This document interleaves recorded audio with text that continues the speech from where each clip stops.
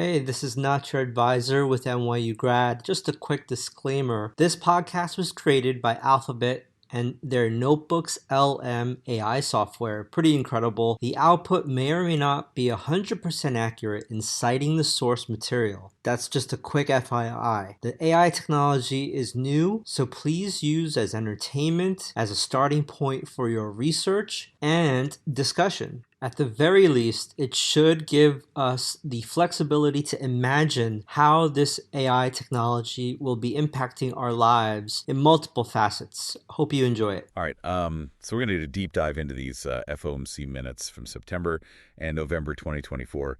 And we get kind of like a peek behind the curtain, right, at how the Fed makes these decisions that end up impacting all of us. Yeah, I mean, it really is kind of like a front row seat to all the deliberations that shape interest rates in the economy. Exactly.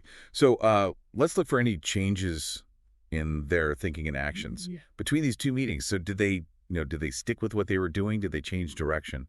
And for people listening and stuff, what clues do these minutes kind of give us about where interest rates might be headed in December and even into 2025? Well, one of the most striking differences is the Fed's move in September to lower the target range for the federal funds rate by a substantial 50 basis points. So that took rates down from 5.14 to 5.12% down to 34 to 5%. Wow, a 50 basis point cut. That's a pretty aggressive move. What was driving that decision? Well, the minutes suggest a growing confidence that inflation was on track to hit that 2% target. They saw slower price increases across various goods and services. And this actually matched what businesses were reporting to them as well. Even housing services prices, which had been, a concern, started to show signs of cooling down. So they were feeling good about the progress on inflation.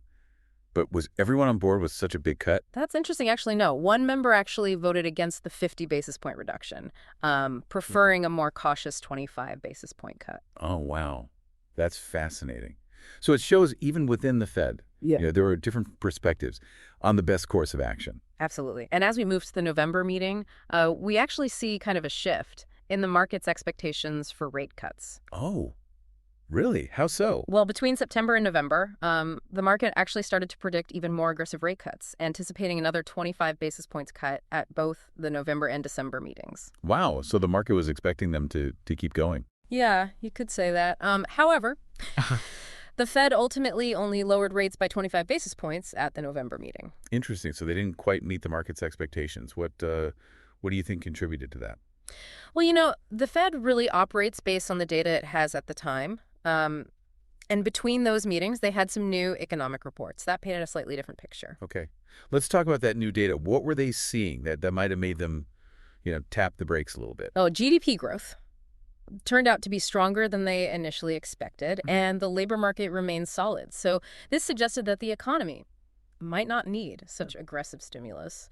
And we also saw like a pretty significant rise in those 10-year Treasury yields during this time. Okay. So just as a reminder, what do those Treasury yields tell us about the economy? Yeah, so think of Treasury yields as the interest rates on government bonds. Yeah. And when those yields go up, it often signals that investors are feeling more optimistic about the economy, and they're less concerned about a recession. So the market was saying like, hey, we need more rate cuts. But the Fed was looking at the data and saying, well, actually, things look like they're doing okay. So they decided to proceed with a little more caution. Exactly. I mean, it really is a balancing act. They're trying to support economic growth while also keeping inflation in check. So they have to constantly adjust their strategy based on the latest information. Makes sense. Now, besides the rate cuts, what other key points kind of emerge from these meetings, especially the November minutes? Yeah, so a few things stand out. First, the staff briefed the committee on the potential complications from the federal debt limit being reinstated in 2025. Oh, yeah, the debt ceiling. Yeah. I always feel like that creates this huge political showdown. So why is the Fed concerned about this? Yeah, well, hitting that debt limit could really disrupt financial markets and just create a lot of uncertainty in general. The government might even have trouble making payments, which could potentially lead to a technical default on U.S. debt. That's definitely a scenario the Fed wants to avoid. Yeah, that sounds pretty serious. What else were they focused on? Another area of concern was financial system stability. And their assessment remained at notable, which, it's like a yellow flag. So what does notable mean in this context? Are we talking like flashing red lights? Not quite that dramatic, but it does mean they're watching certain vulnerabilities. Okay, like what? Well, they're concerned about things like high asset valuations, especially in housing, and commercial real estate. Okay, so like prices getting out of hand. Exactly. They're also concerned about leverage in the financial system, which basically means are people and institutions borrowing too much money, which could amplify any potential losses. That's interesting. So it's not just about the current state of the economy, but also these kind of underlying vulnerabilities. Right. I mean, the Fed's trying to be proactive and address these risks before they escalate. So it sounds like they have a lot on their plate. Yeah. What about the incoming president? Did the minutes mention anything about, Yeah. the potential impact they might have on the Fed's decision? Right. Yeah, that's interesting. There wasn't any specific discussion about the president-elect in these minutes, but it is a question worth exploring further. Yeah. How much influence could they have? That's definitely something I think we should dig into. Absolutely. But first, maybe we should talk about another key takeaway from November, which was their consideration of a possible technical adjustment to the on-RRP facility. Okay. Quick explainer. For those of us who aren't fluent in Fed speak, what is on RRP and why should we care? Okay, so imagine on RRP as like a special savings account that banks and other financial institutions can use to park their cash overnight with the Fed. It earns them a small interest rate. So like a safe place to stash their money. Exactly. And by tweaking the interest rate on this facility, the Fed can actually influence other interest rates in the economy. So it's like adjusting one lever and watching the effects ripple through the entire system. Precisely. And the fact that they were even considering adjusting this lever in November suggests that they're still open to making moves, even if they're being a bit more cautious than the market initially anticipated. Yeah, and this is where it gets really interesting, right? Because the Fed's trying to walk this tightrope. They want to curb inflation. Yeah. But they don't want to cause a recession. It's a delicate balance indeed, and their decision-making in December is really going to depend on the economic data that comes out between now and then. So what are they watching closely? Give us the cheat sheet for Fed watchers out there. Okay, well, some key indicators to keep an eye on are reports on the Consumer Price Index and the Producer Price Index. Those measure inflation. Also keep an eye out for the monthly jobs report and the unemployment rate. Those are kind of the bread and butter of Fed watching. Got it. Inflation and jobs reports, those are our clues for December. But what about 2025? Can we get any long-term insights from these minutes? Yeah, that's where things get a bit trickier. I mean, predicting a whole year out is kind of like forecasting the weather 6 months in advance. Right. But they must have some idea of where they'd like to go. Well, their actions definitely suggest a move toward what we call a neutral policy stance. Okay. And what does that mean? So basically, it's about finding that sweet spot where interest rates are neither stimulating nor slowing down the economy. But the pace at which they reach that neutral rate and what that rate actually is remains to be seen. Okay. So 2025 is a little bit of a mystery. Yeah. And then there's that elephant in the room, the new president. How might their policies impact, what the Fed does? That's the million-dollar question, and one that requires a little bit deeper of a dive. So let's explore that further after a quick break. Welcome back to our deep dive. Before we went to commercial, we were discussing the potential impact of the incoming president on the Fed. And this is where things get really interesting, because the relationship between the White House and the Fed can be quite intricate. It's like a delicate dance, right? They're both trying to steer the economy in the right direction. But they might have different ideas about the best steps to take. Exactly. And while the Fed is designed to be independent, meaning they're not supposed to be swayed by political pressure, the reality is they operate within a political ecosystem. So how might the new president try to exert influence, even subtly? Well, for one, they have the power to appoint new members to the Fed's Board of Governors. And these appointments can actually shift the balance of opinions within the Fed, potentially leading to different policy decisions. So the president can shape the Fed's direction over time through those strategic appointments. Are there other ways they might try to influence things? They could also try to influence public opinion about monetary policy. So imagine a president giving speeches or interviews where they express a preference for lower interest rates to boost growth. Right. That could put pressure on the Fed to act accordingly, even if they have concerns about inflation. It's like a subtle tug of war, with the president trying to nudge the Fed in a certain direction without directly dictating their actions. Exactly. And we can't forget about the legislative angle either. The president could push for legislation that impacts the Fed's ability to operate. For example, they might try to limit the Fed's independence or impose new rules on how they conduct monetary policy. So the president has a few levers they can pull, even if they can't just directly tell the Fed what to do. Makes you wonder how much this behind-the-scenes maneuvering might have factored into past Fed decisions. Definitely something to ponder. But maybe let's shift gears a little bit and look at those financial stability concerns that the Fed highlighted. Particularly, they were pointing to high asset valuations, especially in housing and commercial real estate. We touched on this a little bit earlier, but can you elaborate on why these high valuations are worrying the Fed? What's the potential downside there? Well, the fear is that we might be in bubble territory. When asset prices rise really rapidly, it can create this disconnect from their underlying fundamental value. This disconnect can be driven by speculation, easy access to credit, or even just irrational exuberance. Like a game of musical chairs. Everyone's scrambling for a seat, but when the music stops, there aren't enough to go around. That's a good analogy. And when that bubble bursts, as it inevitably does, asset prices can plummet rapidly, causing significant financial losses. For individuals and institutions, this can lead to a loss of confidence, a credit crunch, and even a full-blown financial crisis. Okay, so that sounds pretty scary. Are they seeing any specific signs that a bubble might be forming? Or is this more of a general concern? Well, they're particularly concerned about commercial real estate, especially office buildings.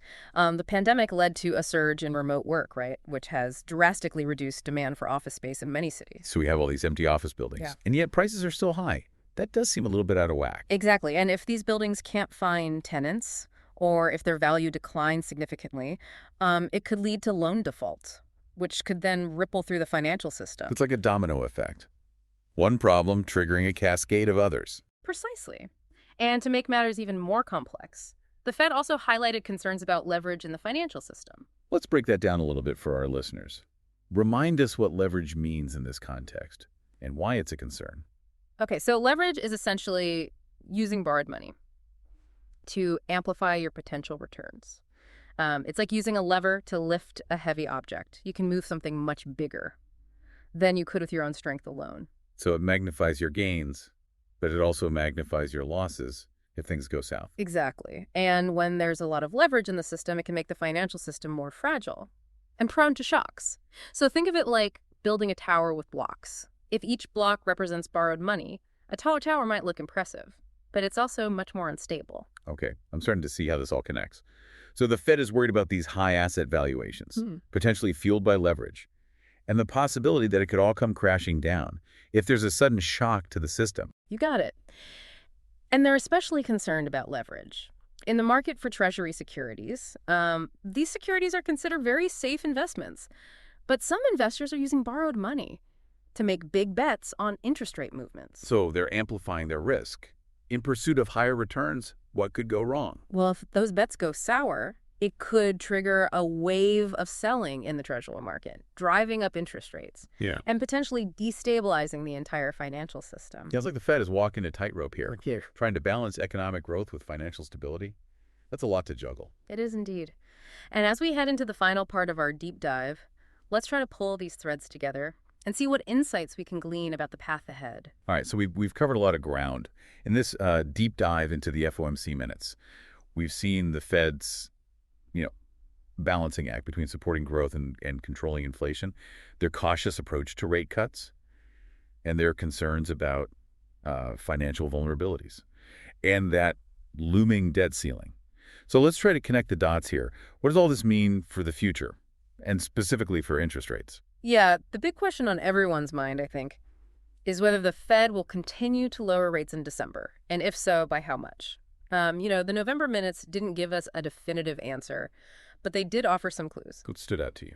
Well, their decision to only cut rates by 25 basis points in November, despite market expectations for a larger cut, really suggests that they're proceeding with caution. They're clearly in a wait-and-see mode, wanting more data before making any big moves. So they're watching those inflation and jobs reports very closely. Yeah, exactly. If inflation continues to cool down and the labor market remains strong, it could give them the confidence to cut rates again in December. But if they see signs that inflation is picking up or the economy slowing down, they might decide to hold steady. It's a delicate balance. Yeah, it is. And we can't forget about those financial stability concerns we discussed. If those vulnerabilities start to look more worrisome, the Fed might be less inclined to cut rates, even if inflation and jobs data are favorable. So it's like this giant puzzle Yeah. with all these interconnected pieces Yeah. that the Fed have to consider. Exactly. And then there's the wild card of the incoming president. Right. We talked about how they might try to influence the Fed, Yeah. but it's still unclear how that dynamic will play out. Yeah, it's a real wait-and-see situation. Will the new administration push for more aggressive rate cuts to boost growth, or will they prioritize other economic goals?